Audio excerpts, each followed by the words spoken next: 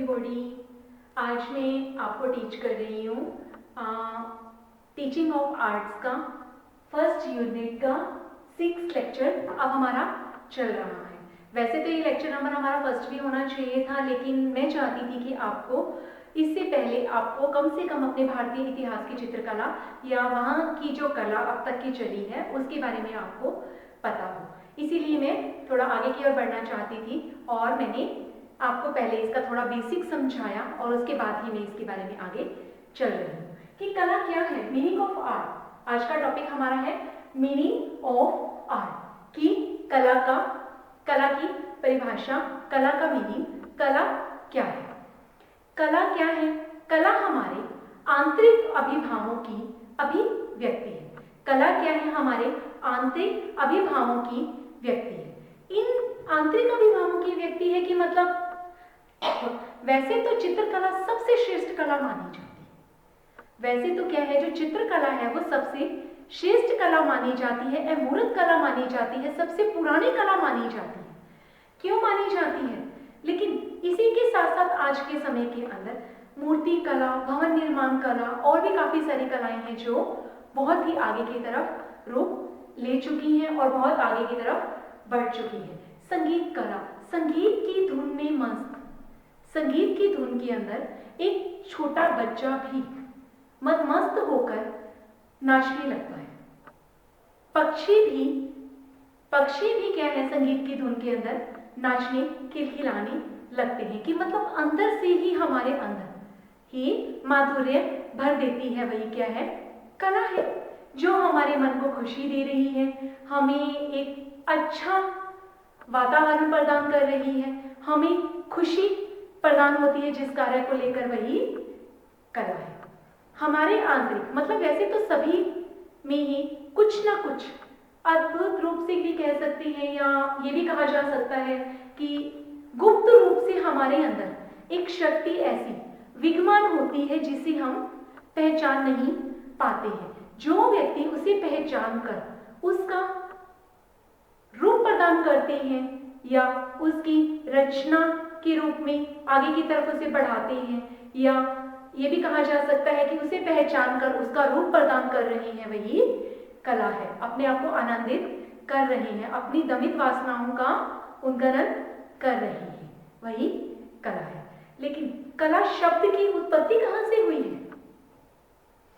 कला शब्द की जो उत्पत्ति है, माना जाता है कि कला शब्द की उत्पत्ति अंग्रेजी के आर्ट शब्द से हुई है। ART। कला शब्द की उत्पत्ति अंग्रेजी के आर्ट शब्द से हुई है। ART, आर्ट, कला। या फ्रेंच भाषा की आर्ट्स शब्द से हुई है। फ्रेंच भाषा के कौन से शब्द से हुई है? आर्ट, ARS, आर्ट शब्द से हुई है। या लैटिन भाषा के आर्ट शब्द से हुई है। ARTS, arts. किससे हुई है? कुछ लोग इसका मानते हैं कि अंग्रेजी के आर्ट शब्द से कला शब्द की उत्पत्ति हुई है, कुछ लोग मानते हैं कि फ्रेंच शब्द के आर्ट शब्द से हुई है, और कुछ लोगों का मानना है कि लैटिन भाषा के आर्ट शब्द से हुई है, आर्ट्स शब्द से हुई है। लेकिन ये भी कहा जाता है, और सबसे मेन जो सारा निचोड़ निकाला जा रहा है, यही कहा जा रहा है कि कला शब्द की जो उत्पत्ति है वो संस्कृत की कहां से हुई है? अर्ध धातु से हुई है। कहां से हुई है? अर्ध धातु से हुई है। अर्ध धातु जिसका अर्थ है रचना करना, पैदा करना, निर्माण करना। संस्कृत भाषा का एक शब्द है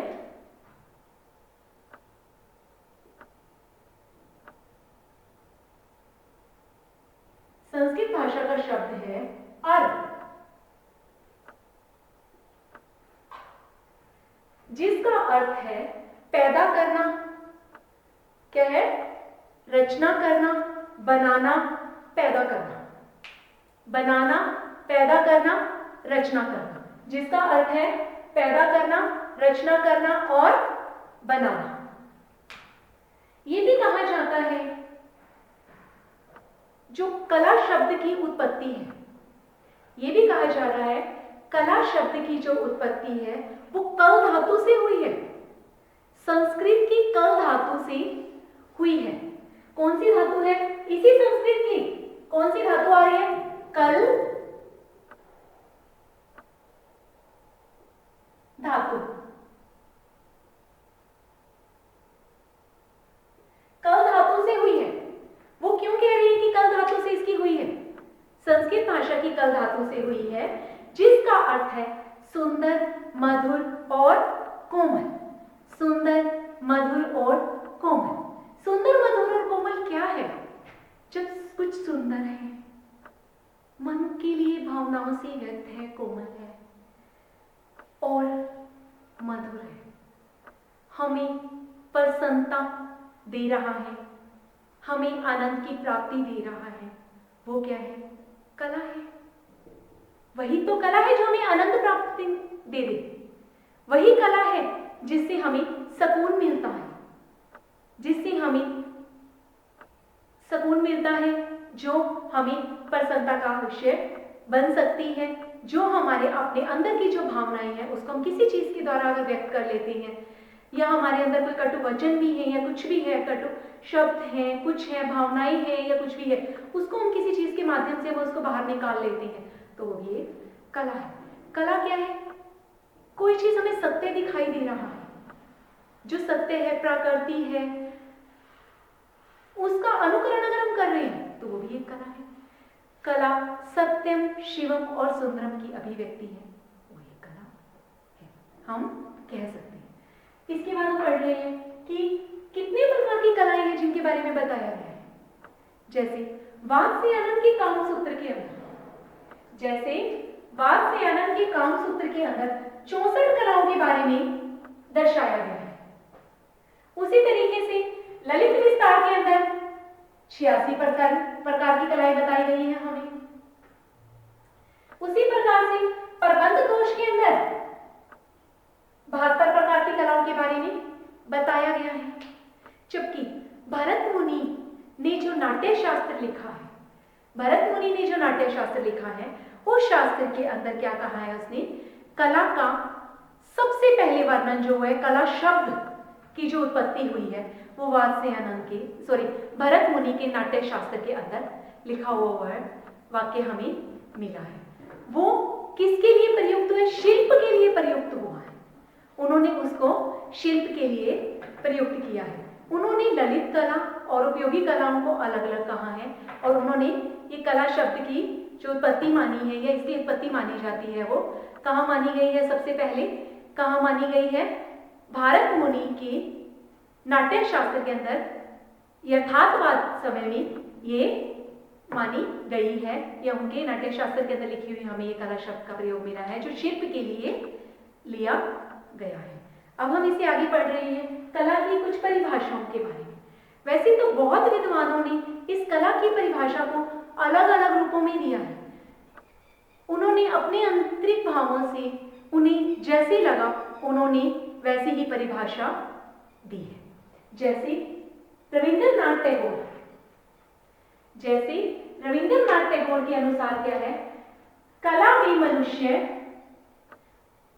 अपनी अभिव्यक्ति करता है। कला में मनुष्य क्या करता है? अपनी अभिव्यक्ति करता है। कैसे? कला के अंदर जो मनुष्य है, उसके अंदर जो भावनाएं हैं, अभिव्यक्ति है, उसको व्यक्त करता है। व्यक्त करने का एक माध्यम ढूंढकर उसे अभिव्यक्त करता है। गाकर अभिव्यक्त करता है, चित्रकला के माध्यम से करता है, या वस्तुकला के माध्यम से करता है, किसी भी रूप में उसको व्यक्त करता है। गाकर, बोलकर, कवि के रूप में साहित्य लिखकर, किसी भी तरीके से कविता लिखकर, कैसे भी अभिव्यक्त करता है, वो अपनी अभिव्यक्ति करता है। जो उसके मन में है उसको अभिव्यक्त करता है। तो क्या है? रविंद्रनाथ टैगोर ने क्या कहा? कला में मनुष्य अपनी अभिव्यक्ति करता है। उसी प्रकार प्लेटो ने कहा है कला सत्य की अनुकृति है। कला क्या है? सत्य की अनुकृति है। कला क्या है? सत्य जो है उसका अनुकरण कर लेना ही क्या है? कला है। उसी प्रकार से अरस्तु ने क्या कहा है? कला प्रकृति का अनुकरण है।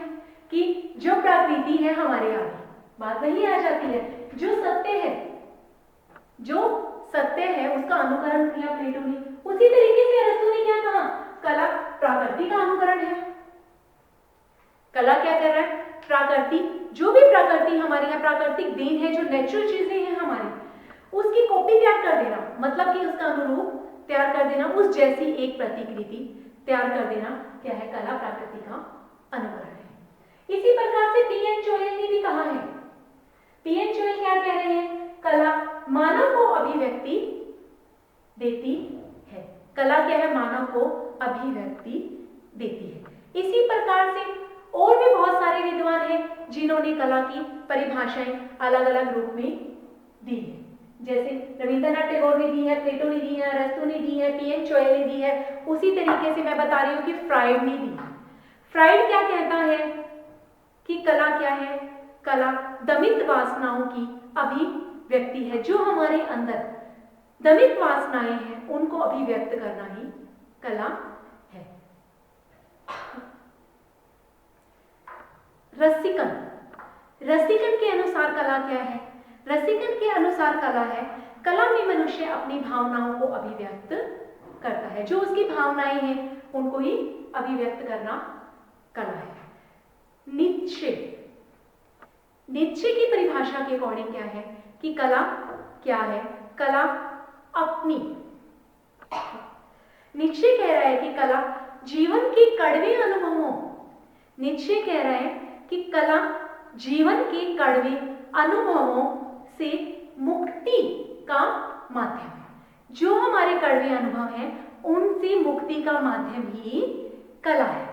इस तरीके से अलग अलग विद्वानों ने अलग अलग परिभाषाएं कला के रूप में दी है कि कला क्या है।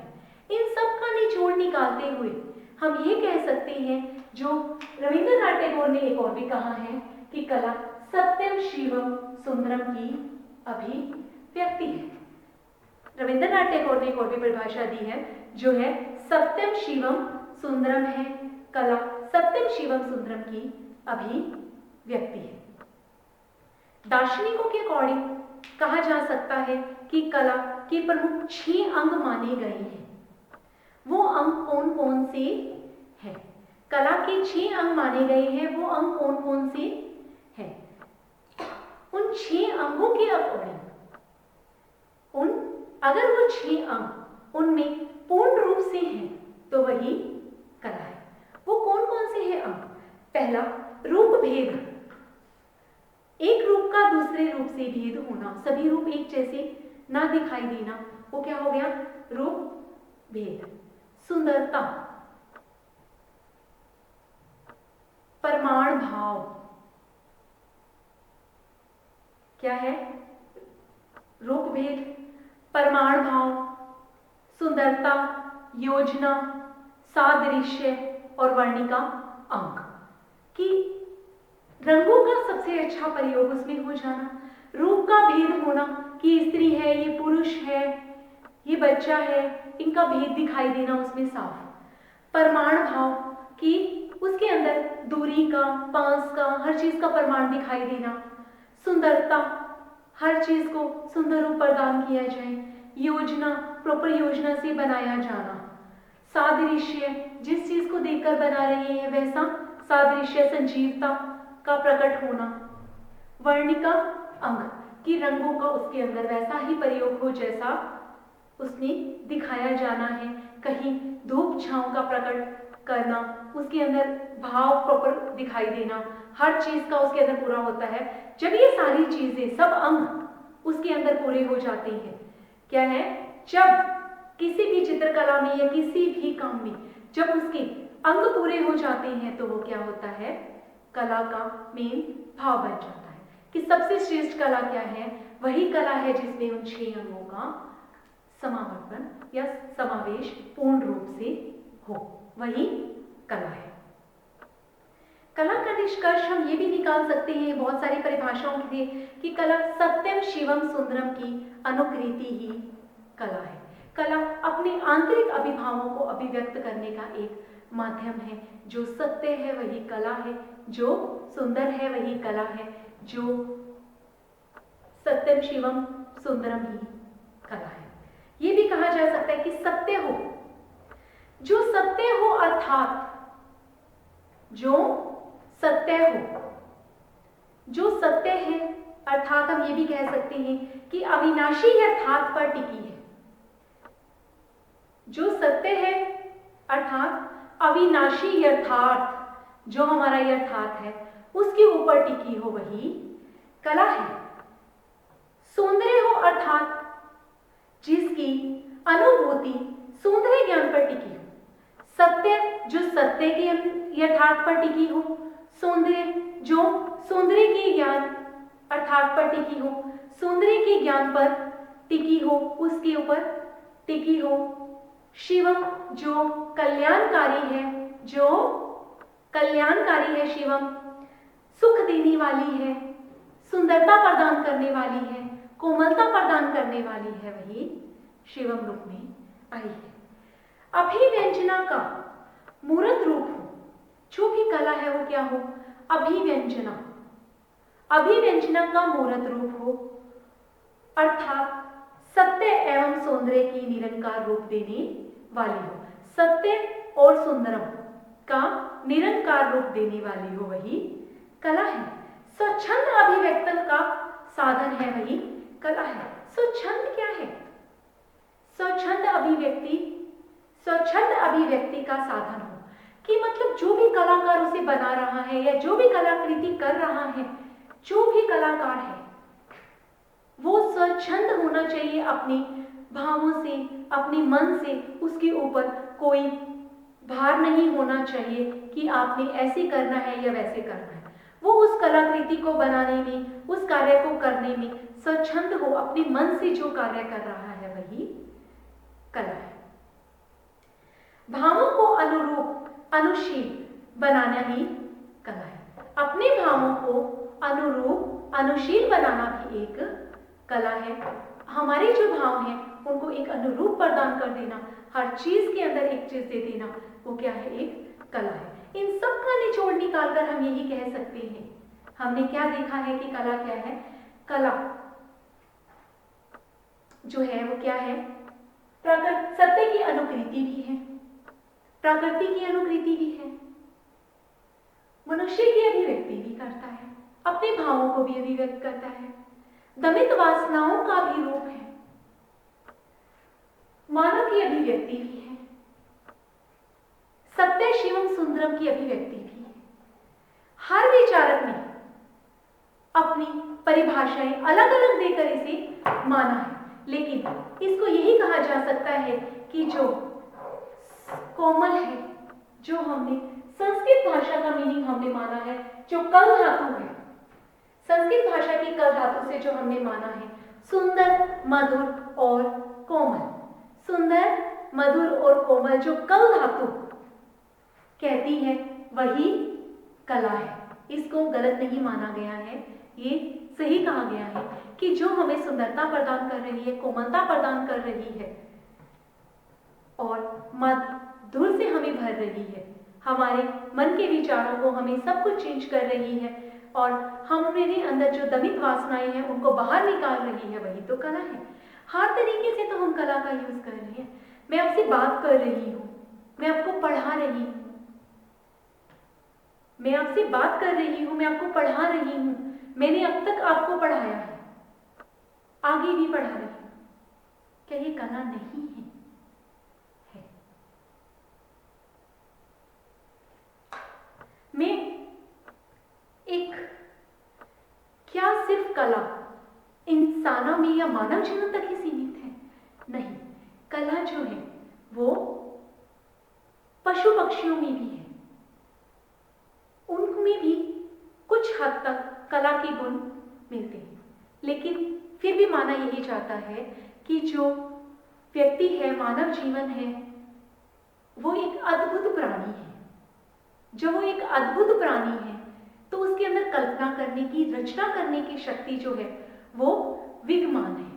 जब उसमें कल्पना करने की शक्ति और रचना करने की शक्ति जो विद्यमान थी, उसने उन चीजों को रचा और इस चीज का निर्माण किया और कलाकृतियों का निर्माण हमारे बीच में होता आया है, होता हो रहा है और आगे भी होगा। यही कला है कि हमारी इस कला से पशु पक्षी तक नाच उठते हैं। उनके अंदर भी काफी पक्षी ऐसे हैं जो मधुरी की धुन में इतना अच्छा गा रहे होते हैं, तो हम उनकी, वो भी एक कला है। पक्षियों में देखते हैं कि घोंसला बनाते हैं इतना अच्छा, क्या वो कला नहीं है? उनमें भी कला है, लेकिन उनके अंदर जो कल्पना करने की शक्ति है या रचना करने की शक्ति है वो बहुत कम विद्यमान है, तो वो इतनी आगे की तरफ नहीं बढ़ पाए हैं। जो मानव जीवन है उसने क्या किया है, इन सब का निचोड़ निकाल कर कला के रूप में अपने आप को समर्पित किया है, क्योंकि कला के बिना जीवन अधूरा है। जैसे हमारा जीवन ज्ञानेंद्रियों के बिना अधूरा है, उसी प्रकार हमारा जीवन कला के बिना अधूरा है। हमारा मानव शरीर ज्ञानेंद्रियों के बिना जब अधूरा हो सकता है, तो कला के बिना हमारा जीवन भी अधूरा है। आज के लिए इतना काफी है। Have a nice day.